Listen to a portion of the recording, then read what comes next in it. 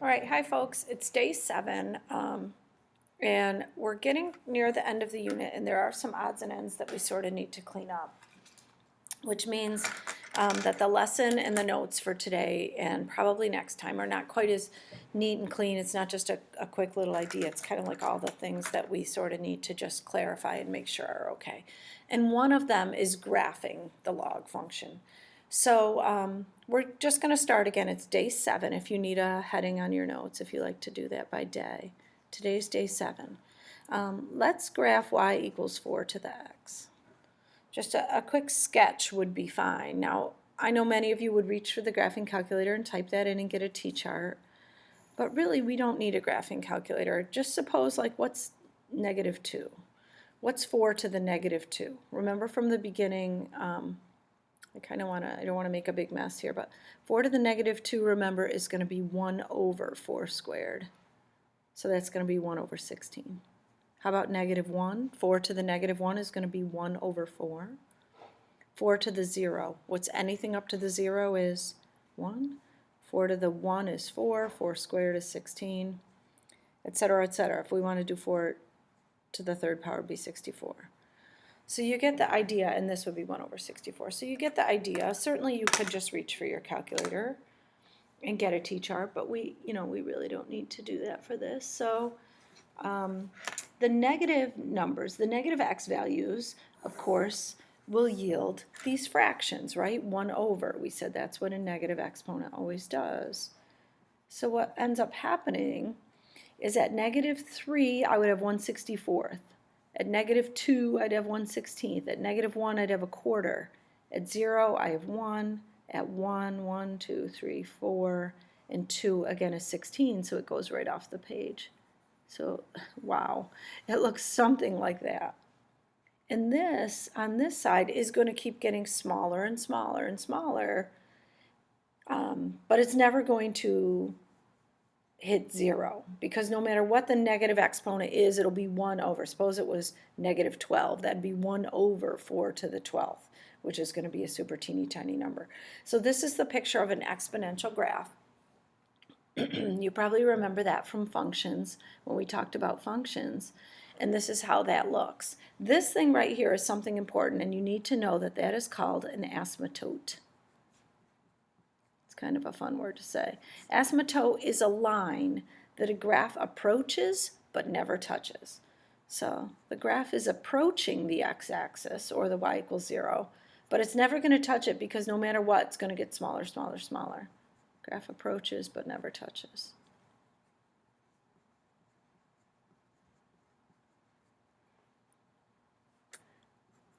But anyways, all right, so that's the idea of that. Suppose they now ask for, on the same axes, I want you to graph this.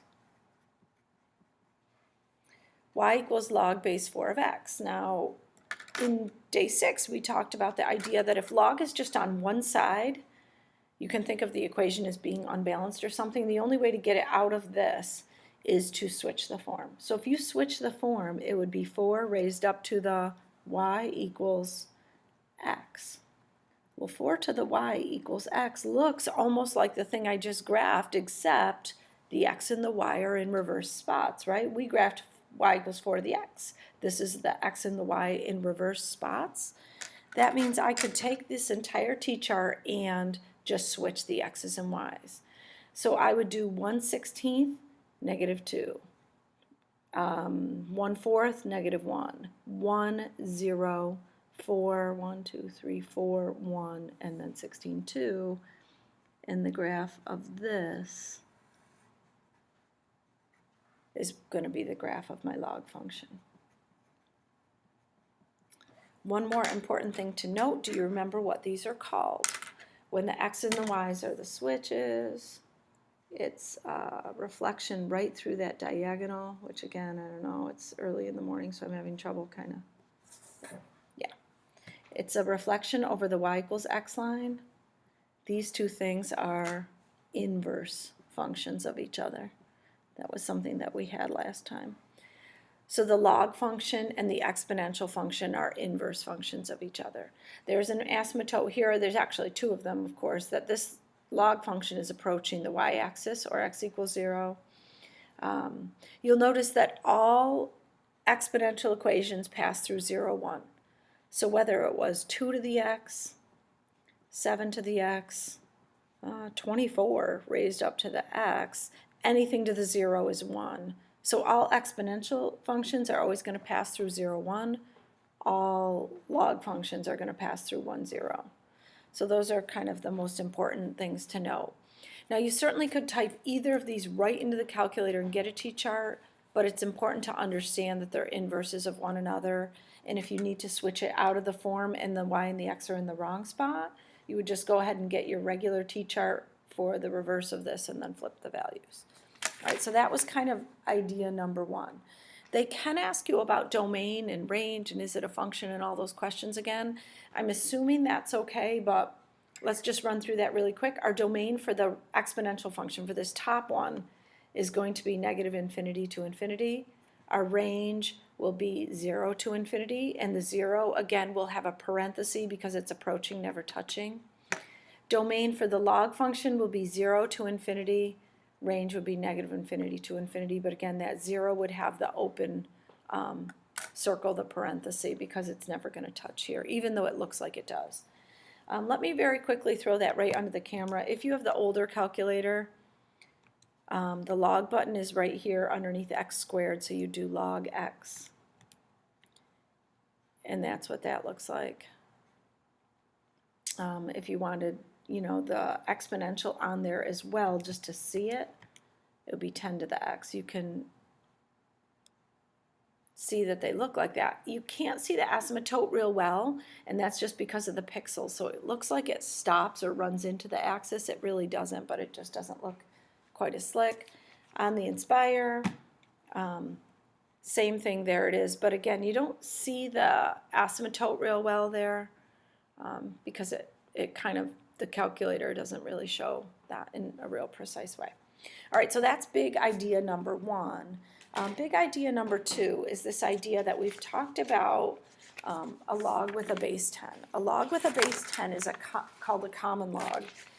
And I'm not sure you ever had that in your notes or we ever said it directly, so let's just write that out. A common log has a base 10. And so if they give you something like log x equals 2 and ask you to solve it, there's no base. When there's no invisible base down here, it's an implied 10. So if I had to solve this equation, we would have said, oh, log on one side, it's unbalanced, I have to switch the form. It would have been 10 raised up to the second power equals x. 10 squared equals x. 10 squared is 100. My answer is 100 here. But if I had had the same kind of question but with a base filled in, then of course the base is just 5, and it would have been 5 squared equals x. So just to reiterate that when nothing is there, there's an invisible 10 there. That's called a common log. There's another kind of log, well, there's a lot of other kind of logs, but there's another kind of log that we haven't looked at yet and that we just need to, and I don't know why, I just haven't had the chance to work it into, and it's called a natural log. A natural log looks like this, ln, which kind of looks like, why isn't it NL? I don't know, it's just natural log, and that has a base E. You'll remember the E from our PERT formula earlier. This unit we talked about, E is an irrational number, epsilon 2.718, and all the rules are the same.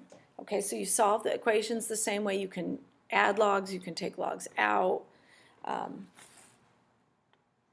and you can use the log laws all with the same thing, just recognizing that when you see ln, it's actually stands for the natural log. So let's give you 1 or 2 examples here, and then I know that we have a whole bunch more that we'll be able to do right when we get into class next time. We'll spend some time here. Suppose this is example 1. Same laws. Where it's showing addition, we're going to do multiplication because this is still a log. It's just a different base. It's called a natural log. So what you would do, an ln of 3x squared equals 14. So what I did was I multiplied these even though it's showing addition. And then ln log on just one side. The ln on one side means unbalanced. We have to switch the form. So again, what is down here? Invisible in e. So it's going to be e to the 14th equals that 3x squared. So you have to recognize that when it's ln, there's an invisible e there. We would put e to the 14th into the calculator. It is a really large number, 1202604, blah, blah, blah, equals 3x squared. You would divide by 3 and then end up doing a square root. My answer here will be 633.14, blah, blah, blah. All right, so there's one example. Let's do one more here, and that might be it for today. I feel like this ln is not super great, but I think if we finish it out in class, we'll be okay. Because it's not, if you don't get too hung up on what is ln, it's just all the same rules, all the same stuff applies. And you just have to know that ln means base e. That's really all you have to remember. But all the laws are the same. So in this example, we're going to use our log laws and put things together. So right here, I'm going to start on the right side just because it looks easier to me. This plus, we're going to combine that to 1 ln and actually do multiplication. And on this side, I'm showing subtraction, so I'm actually going to take these items and divide them. So I'll do ln, and I'll do 3x plus 14 divided by 5.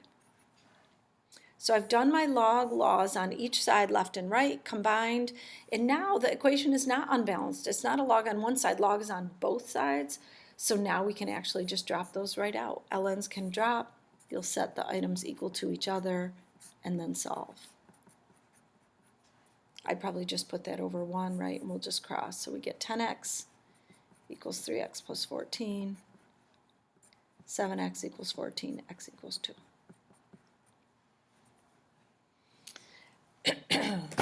Let's see. Let's do one more, and I'm just going to make this one up. Sometimes I have them prepared ahead of time, but let's do $50 compounded continuously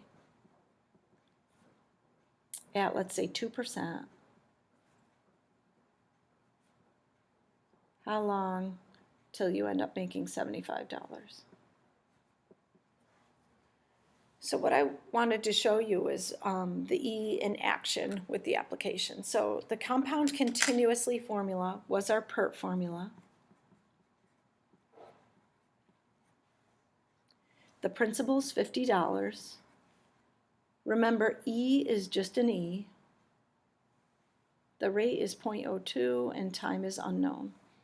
The ending amount is going to be $75. So step 1 is 75 divided by 50. Remember, first step is always to divide that number over. I'm actually going to throw that in the calculator. I don't know why, because for some reason, like I said, it's a little early or something, my brain's not working so great. All right, so now we want to get this t out of the top and bring it down.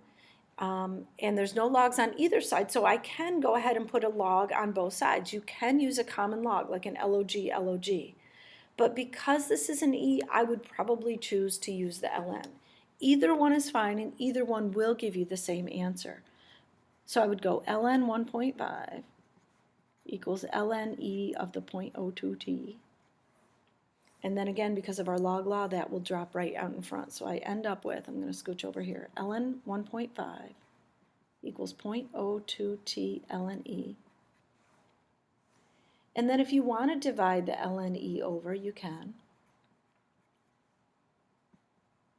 0.02t, whatever you get here, and then divide by 0.02, and that will give you your solving. And that's totally fine. Doable, and it gives us the right answer.